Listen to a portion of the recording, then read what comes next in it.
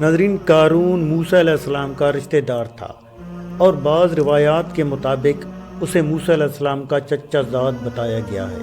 یہ بنی اسرائیل میں اپنی بے تحاشا دولت اور مال و زر کی وجہ سے بہت مشہور تھا۔ انتہا درجے کا لالچی اور مادہ پرست انسان تھا۔ اس نے ناجائز طریقے سے بے حد مال و دولت اکٹھا کیا، حتیٰ کہ اس زمانے سے لے کر آج تک کسی کو اتنا مال و دولت نصیب نہ ہوا۔ قرآن میں آتا ہے کہ اس کے خزانوں کی تعداد اتنی تھی کہ ان کی چابیاں طاقتور لوگوں کی ایک پوری جماعت اٹھا کر چلتی تھی۔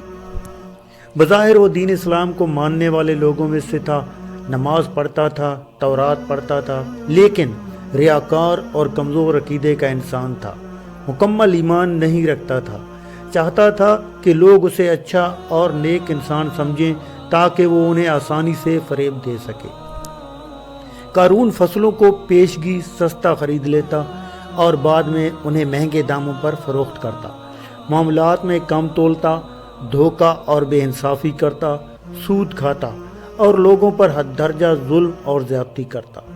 اس نے اس قسم کے کاموں سے بے تحاشا دولت اکٹھی کر لی اور اپنی دولت کو ہر چیز سے زیادہ عزیز رکھتا تھا۔ قارون خدا پرست نہ تھا بلکہ دولت پرست تھا۔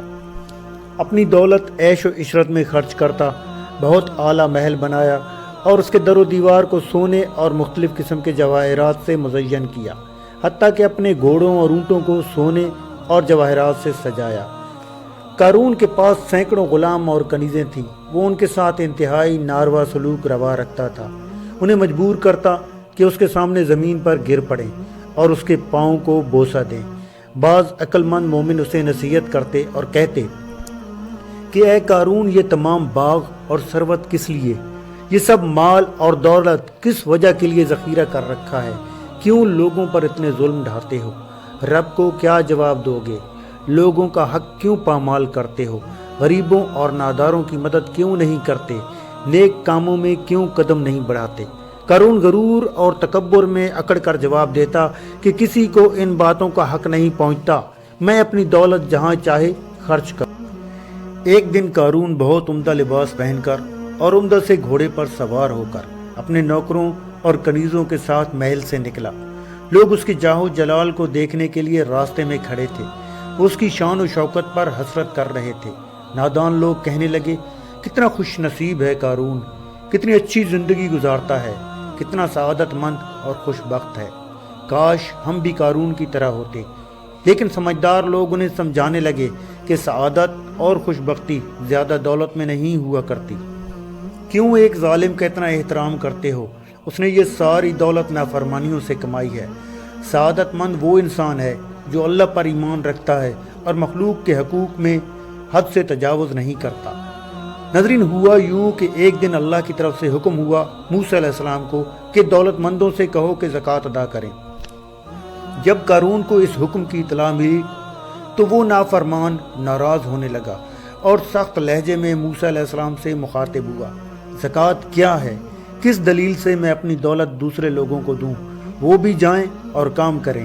موسیٰ علیہ السلام نے فرمایا، زکوٰۃ یعنی اتنی بڑی دولت کا ایک حصہ غریبوں اور ناداروں میں تقسیم کرو تاکہ ان کی زندگی بھی آسان ہو، شہر میں رہتے ہوئے اور معاشرے کا فرد ہونے کے ناطے، اور اتنی دولت کا مالک ہونے کے ناطے تجھ پر لازم ہے کہ اللہ کے حکم کی فرما برداری کرے اور زکوٰۃ کے نام سے غریبوں کا حق ادا کرے۔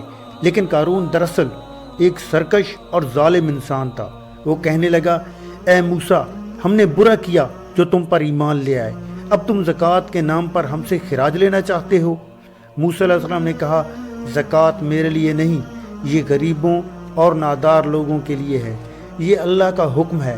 موسیٰ علیہ السلام نے فرمایا، اگر واقعی اللہ پر ایمان رکھتا ہے اور مجھے اللہ کا پیغمبر مانتا ہے تو اللہ کے حکم کے سامنے سر تسلیم خم کر دے اور سرکشی نہ کر۔ لیکن اس کم بخت پر نصیحت کا کچھ اثر نہ ہوا، بلکہ وہ کھلم کھلا دشمنی پر اتر آیا اور مومنین کو اذیت پہنچانے لگا اور لوگوں کو موسیٰ علیہ السلام کے خلاف بھڑکانے لگا، یہاں تک کہ موسیٰ علیہ السلام پر تہمت بھی لگا دی اور سرکشی میں اندھا ہو گیا۔ جب اس کی سرکشی اور ظلم حد سے بڑھ گیا تو بالآخر موسیٰ علیہ السلام نے اللہ سے دعا کی کہ اس ظالم اور حریص انسان کو اس کے اعمال کی سزا دی جائے اور یوں جب قارون مجمع میں کھڑا ہو کر لوگوں میں اللہ اور رسول کے خلاف زہر اگل رہا تھا، اللہ کے حکم سے زمین لرزی اور شدید زلزلہ آیا اور قارون اپنے محل اور خزانوں سمیت زمین میں غرق ہو گیا۔ قارون خالی ہاتھ آخرت کی طرف روانہ ہوا تو وہ لوگ جو قارون کو سعادت مند سمجھتے تھے اور اس کی دولت کی آرزو کرتے تھے، اپنی غلطی کو سمجھے اور توبہ کی اور کہنے لگے کہ ہم نے سمجھ لیا کہ تنہا مال اور دولت کسی کو خوش بخت نہیں بناتی، بلکہ خوش بختی اللہ پر ایمان اور اس کے احکامات پر عمل کرنے میں ہے۔ اللہ سے دعا ہے کہ وہ ہمیں حقیقی خوش بخت لوگوں میں شامل کرے اور ہماری دنیا اور آخرت دونوں آسان فرمائے، آمین۔ ناظرین، اگر ویڈیو پسند آئی ہو تو لائک اور شیئر ضرور